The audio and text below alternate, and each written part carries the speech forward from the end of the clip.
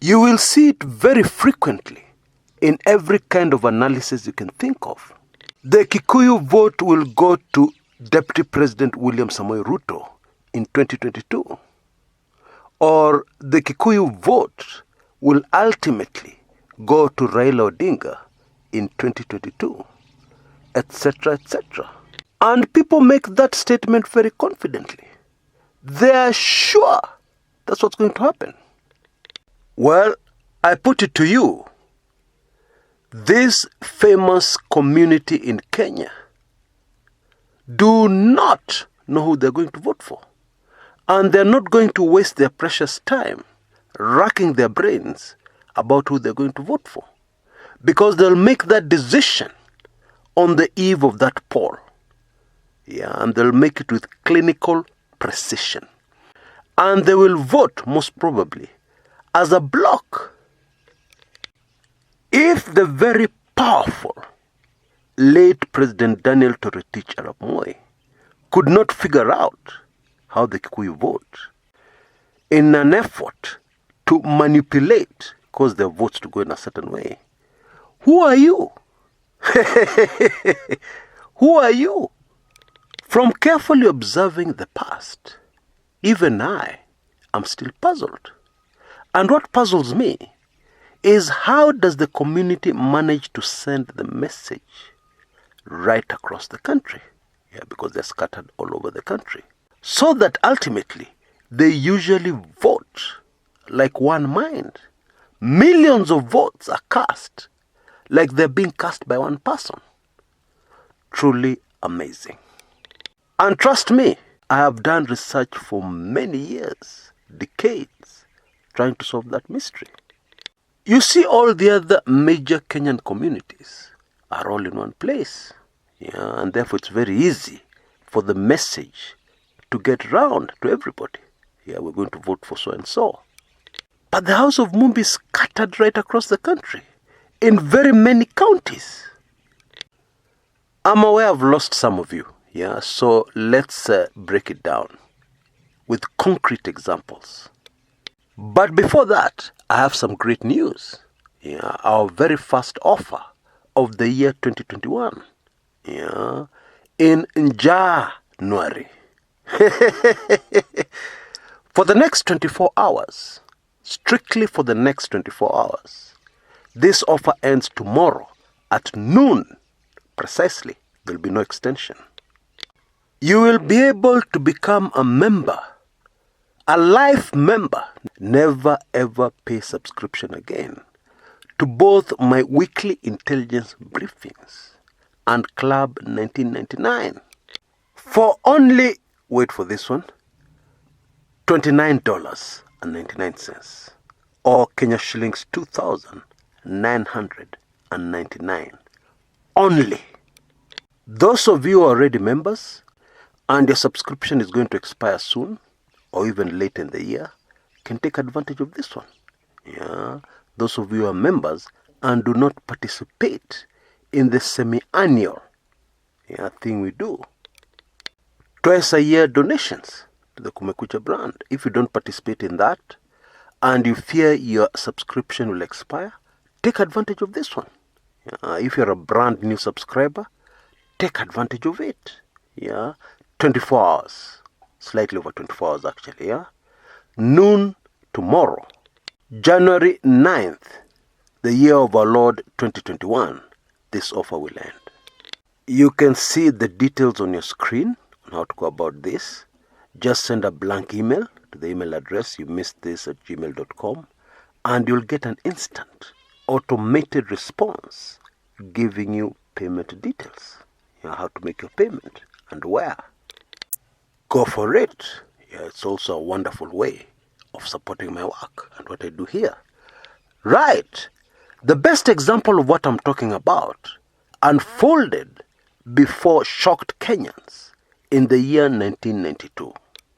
That was the year we had the first elections with the country back to multi-party democracy system. And Kenyans were very excited about removing incumbent Daniel Toroitich arap Moi.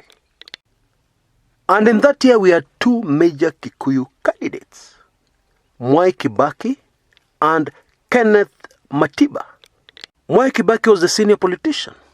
In fact, at one point, Kenneth Matiba had worked under Mwai Kibaki in the Kenyan government. And Mwai Kibaki in those elections put some serious resources behind his presidential campaign. Posters, rallies, etc., etc. And he campaigned right across the country. Kibaki became very popular countrywide as a potential presidential candidate when on Christmas Day in 1991, he suddenly resigned from the government of President Daniel Toroitich arap Moi. He then went on to form a very strong political party at the time called Democratic Party, DP, with tentacles countrywide. All political analysts at the time believed that Mwai Kibaki was the main challenger to Moi. And even the deep state and Moi handlers believed the same, because they started getting involved in a major smear campaign against Mwai Kibaki to deny him votes so that he does not threaten the presidency of Daniel Toroitich arap Moi, who wanted to be re-elected president. And one of the things they focused on in smearing Kibaki was a statement he made in parliament defending Moi's KANU party, of which he was a part of at that time. He said that you cannot attempt to cut down a mugumo tree with a razor blade. What he meant is that those fighting the government should stop, because the government is very strong. It's a mugumo tree, and all they have is a razor blade. Now, a mugumo tree are those huge, ancient trees you see all over the country. Very difficult to cut down, even if you wanted to do so.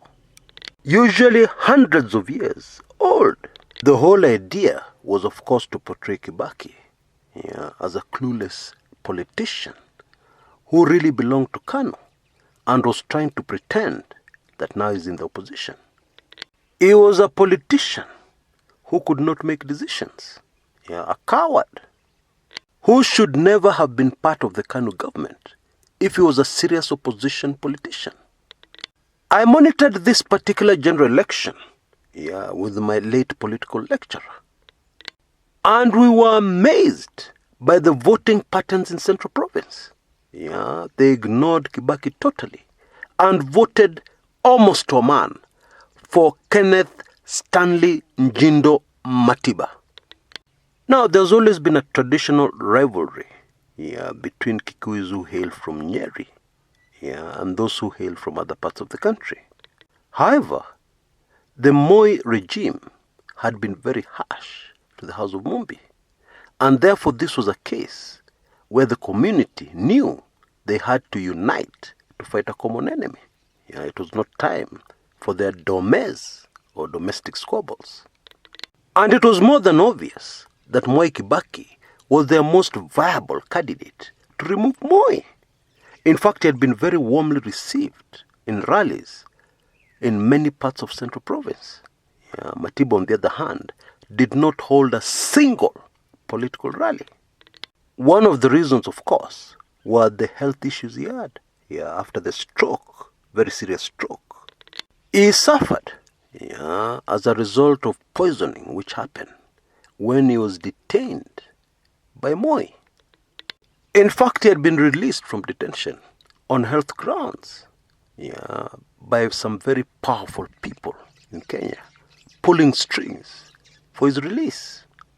And fascinatingly, the message on Matiba's seriously terrible condition was sneaked out by Raila Odinga to his family, who swung into action, because Matiba had gone into detention, a very healthy man, very fit man, who regularly climbed Mount Kenya. And so in 1992, my political lecturer and I started asking ourselves questions. When did the community get together and decide to shift their vote to Ken Matiba instead of Mwai Kibaki? Where did they meet? How did they pass the message? Yeah, because there were no mobile phones in those days. It was a huge mystery. Now on your screens right now, you can see the results of those very memorable presidential elections. Yeah. And maybe you can start guessing why most people believe Ken Matiba won those presidential elections. Because Moi handlers did some very smart vote stuffing, yeah, which we have covered on this channel before. You just put 100 miserable votes, yeah, at every polling station. And those votes tend to add up very quickly. And so Moi had his 1.9 million questionable votes, and Matiba had 1.3 million solid, genuine votes. He definitely won those elections. Now, before we move on, yeah, a quick fascinating aside. Matiba contested those elections, and he filed a petition in early 1993 against the election of President Moi. But it was thrown out because of a bizarre technicality. The judge at the time, Justice Riago Omolo, threw out his petition on the grounds that Matiba did not personally sign his petition. Of course, the stroke had affected him terribly. Yeah, he couldn't write. He couldn't sign. Yeah, but he had given the power of attorney to his wife, who signed the petition. Now, this particular judgment had no ground in law. Yeah, and that is why in 2012, the Judges and Magistrates Vetting Board declared Justice Omolo as unfit to serve based on this particular judgment or decision he made in the year 1993. Now, I want you to take careful note of the fact that the total votes of Ken Matiba, 1.3 million, and those of Kibaki, slightly over 1 million, were enough to have beaten Moi with the stolen votes. Yeah, because they came to 2.3 million votes. Moi only got 1.9.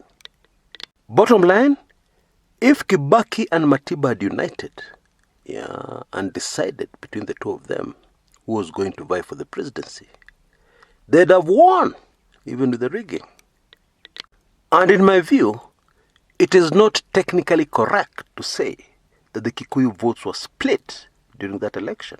No. Because Matiba received many votes from Kibaki's native Nyeri, yeah, district. The vast majority of Kikuyu votes went to Matiba. That's what happened. Fast forward to the 2017 presidential elections. Raila Odinga had a very successful rally in Kikuyu town. It was packed, and the audience cheered him. Yeah, and they were very enthusiastic about Raila Odinga. And a casual observer of Kenyan politics would have said, Raila is going to get very many votes from this place. It didn't happen. And that's one of the other aspects one needs to take careful note of when analyzing how the Kikuyu vote. You can have a successful rally. They can cheer you on. But when it comes to voting, they will make their decision and they'll all vote one direction. The point I'm trying to make is that DP Ruto being popular in Central Province means nothing. Yeah, because when the time to vote comes, you will be shocked. There's no guarantee that the Kikuyu vote is going to go to him. None at all. There is another very important factor, which I see the Deputy President's camp trying to take advantage of as far as Central Province votes are concerned. Now, our Kikuyu brothers and sisters are very busy people. And many times they will not vote. They will not have the time to spare to go and line up and cast their vote. And therefore it becomes critical to find a way to attract them to come out and vote. Yeah, voter turnout in Central Province is usually an issue. In 2017, the Jubilee strategy was to scare the community into coming out to vote. Yeah, the story was, if you don't come out to vote, Raila Odinga will win. Yeah, and according to them, all Kikuyus will be required to wear kaptulas, shorts, if Raila Odinga is elected president. Which of course was rubbish propaganda. Yeah, there's nothing like that. But it worked like a charm. The community came out in large numbers to vote. Komira, komira. You remember that? In other words, they came out more to vote against Raila than to vote for Uhuru. And this seems to be the same strategy, in the works for the deputy president's camp. Encourage the community that if you don't vote for DP Ruto, you will get Raila. And the truth is, the Kikuyu community fears Raila Odinga. The reason is mainly historical. It is also spiritual. People took oaths, blood oaths, very serious things, against the Luo community during the Jomo Kenyatta presidency. I realize that not everybody on this channel understands the spiritual, and therefore many of you may think I'm talking rubbish. However, this is a very serious thing. It's in the Bible. It's a reality. And that is why even Raila Odinga handlers doing campaigns in Central Province should never lie to themselves that they have the Kikuyu vote in the bag. Nobody ever does. That's the truth. And our Kikuyu brethren cannot be directed on how to vote.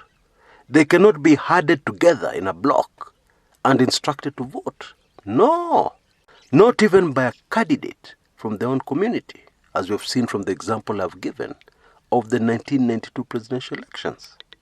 And that is why the wise thing to do, if you're going to be vying for the 2022 presidential elections, is analyze the rest of the country. Analyze everywhere. But leave out the House of Mumbi.